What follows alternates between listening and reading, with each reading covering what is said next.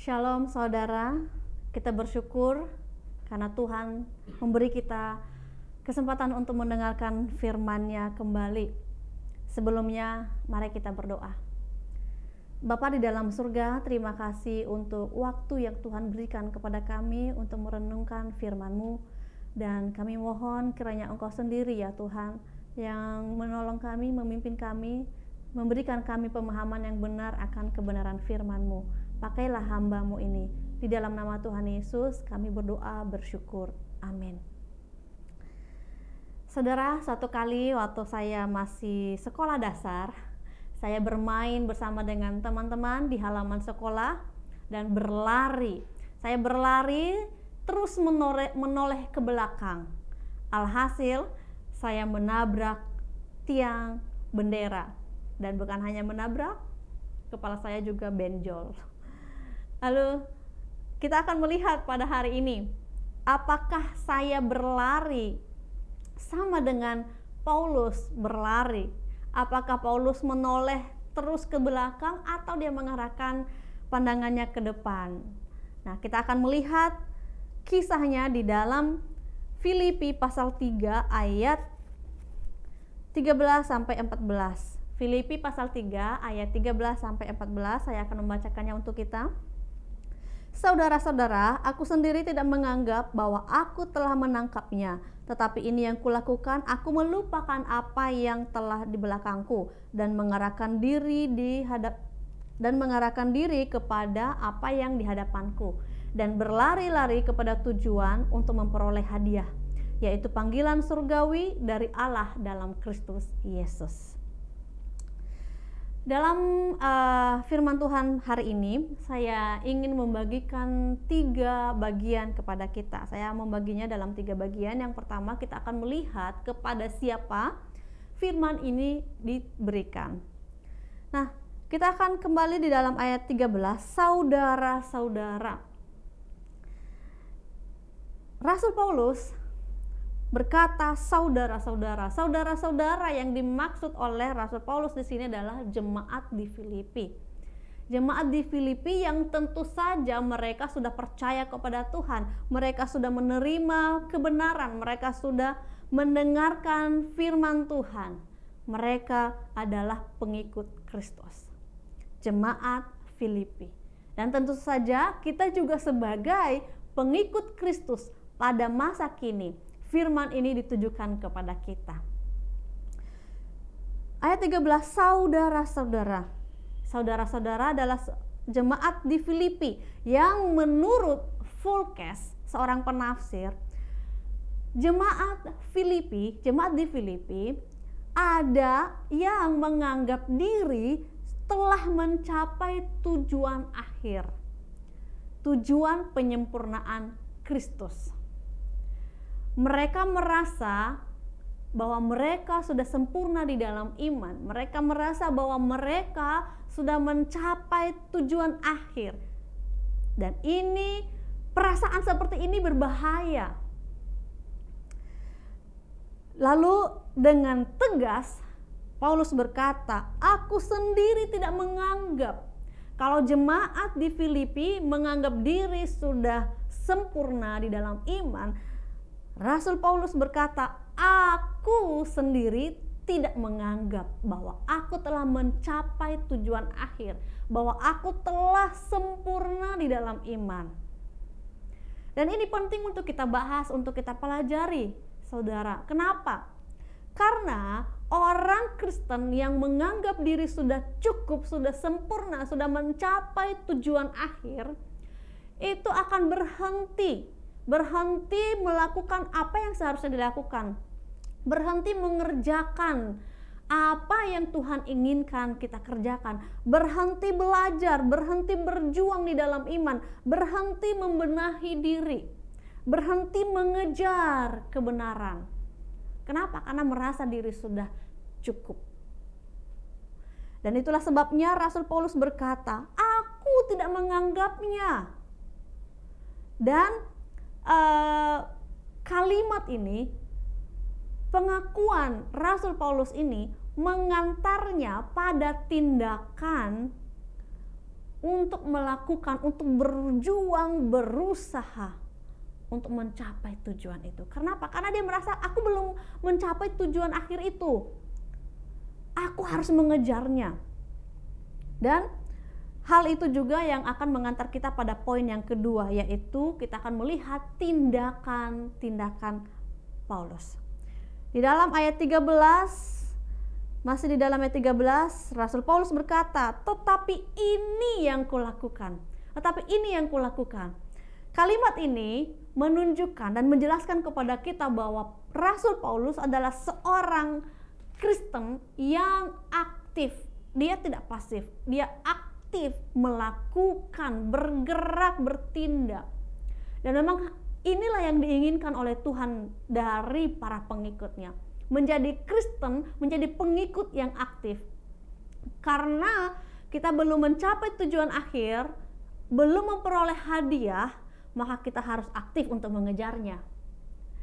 Kita telah dikasihi, kita telah mengalami kasih Tuhan, maka kita juga harus aktif untuk mengasihi sesama. Karena kita sudah memperoleh, mengalami, bahkan terus mengalami kebaikan Tuhan, maka kita harus aktif untuk berbuat baik. Itulah yang diinginkan oleh Tuhan. Dan Rasul Paulus memberikan contoh kepada kita. Ini yang kulakukan. Kalimat ini menjelaskan kepada kita bahwa dia seorang yang aktif, pengikut yang aktif. Dan baiknya kita juga menjadi orang-orang Kristen yang aktif melakukan apa yang telah kita rasakan dari Tuhan. Kita telah mengalami Injil, maka kita harus aktif memberitakan Injil. Lalu kita akan melihat apa sebenarnya yang dilakukan oleh Paulus untuk mencapai tujuan akhir itu. Yaitu yang pertama, dia melupakan apa yang telah di belakangnya. Aku melupakan apa yang telah di belakangku. Itu kata Paulus. Dia melupakan apa yang telah di belakangnya. Apa yang ada di belakangnya? Yaitu semua hal-hal yang dulu dilakukan yang tidak menyenangkan hati Tuhan. Dalam agamanya sebelumnya, di mana dia begitu aktif melakukan hal-hal yang tidak sesuai dengan kebenaran Tuhan, yang tidak menyenangkan hati Tuhan. Dan itu menjadi kebanggaan secara manusiawi. Tapi itu dosa di hadapan Tuhan. Dan kebanggaan manusiawi itu, hal-hal yang telah dicapainya sebelumnya, dia katakan, aku lupakan. Aku lupakan semua itu. Dosa masa lalu, kebanggaan duniawi yang dulu aku capai, aku lupakan. Kenapa? Karena aku punya tujuan yang lebih mulia. Aku punya kebanggaan yang lebih mulia. Aku harus bangga karena Kristus, bukan karena dosa-dosa, bukan karena kebanggaan duniawi. Dia melupakan. Dan mari kita juga seperti Paulus, melupakan masa lalu. Jangan kita bawa lagi kehidupan lama kita, dosa lama kita setelah kita percaya kepada Tuhan. Mari kita tinggalkan, kita tanggalkan semua kebiasaan-kebiasaan dosa, kebiasaan buruk di masa lalu kita sebelum kita percaya kepada Tuhan. Lalu yang kedua yang dilakukan oleh Rasul Paulus adalah mengarahkan diri kepada apa yang dihadapannya. Ada fokusnya. Sekarang dia mengarahkan diri, mengarahkan pandangannya, pikirannya, hatinya, seluruh hidupnya kepada Kristus yang adalah tujuannya. Berbeda dengan saya yang waktu masih kecil bermain, saya ingin berlari ke depan tetapi terus menoleh ke belakang. Itu gagal. Dan Rasul Paulus berbeda. Dia mengarahkan diri kepada apa yang ada di depannya, yaitu Kristus sendiri. Dan itu yang harus kita lakukan. Apapun yang menghalangi langkah kita untuk memuliakan nama Tuhan, untuk melakukan firman Tuhan, untuk percaya kepada Tuhan, abaikan, singkirkan, kalahkan. Sekarang kita harus berfokus kepada Kristus. Lalu yang dilakukan berikutnya ada di dalam ayat 14, dan berlari-lari kepada tujuan untuk memperoleh hadiah. Berlari-lari, kata berlari-lari juga memberikan satu pemahaman kepada kita ya, atau menunjukkan sikap yang penuh semangat, penuh gairah. Paulus mengejar tujuannya, Paulus mengejar hadiah dengan penuh semangat. Dia berlari-lari, dia mengerahkan segala tenaganya, bahkan rela berlelah untuk mencapai tujuan yang mulia itu. Dia tidak segan-segan untuk berlelah, mungkin capek, dia tidak segan-segan. Kenapa? Karena ada satu tujuan yang ingin dicapainya. Dia berlari. Tentu saja kalau berlari Bapak Ibu tidak boleh ada yang mengikat kita di belakang.